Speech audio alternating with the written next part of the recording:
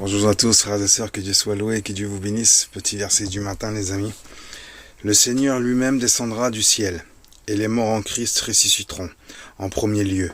Puis nous, les vivants, qui restons, nous serons enlevés ensemble avec eux dans les nuées, à la rencontre du Seigneur. Amen, en l'air. Et ainsi nous serons toujours avec le Seigneur. Amen, que Dieu soit loué. 1 Thessaloniciens 4, 16 et 17. Juge au Sauveur. Donc voilà, le petit texte, les amis. Peu de temps avant d'être crucifié, le Seigneur Jésus a rassemblé ses disciples et leur a fait une promesse, que votre cœur ne soit point troublé.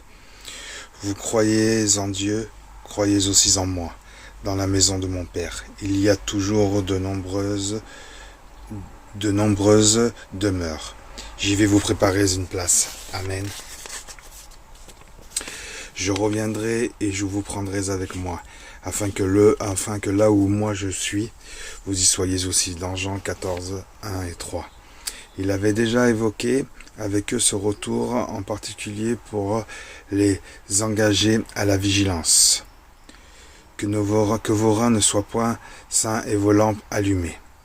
Soyez vous-même semblables à des hommes qui attendent le Maître. Dans Luc 12, 35-36.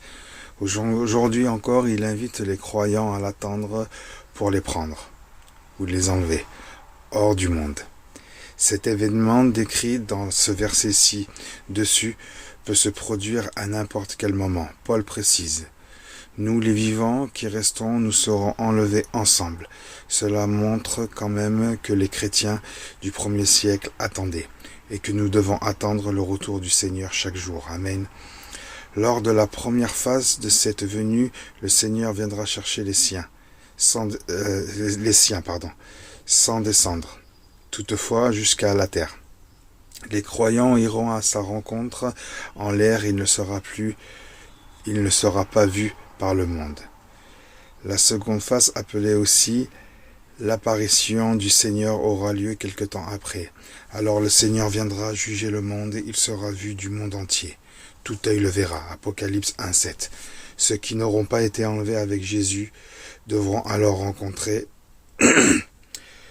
comme juge. Amen. Que Dieu soit loué, les amis. Soyons prêts chaque jour. Prions chaque jour, Seigneur. Que Dieu soit loué et que Dieu vous bénisse, les amis. Amen.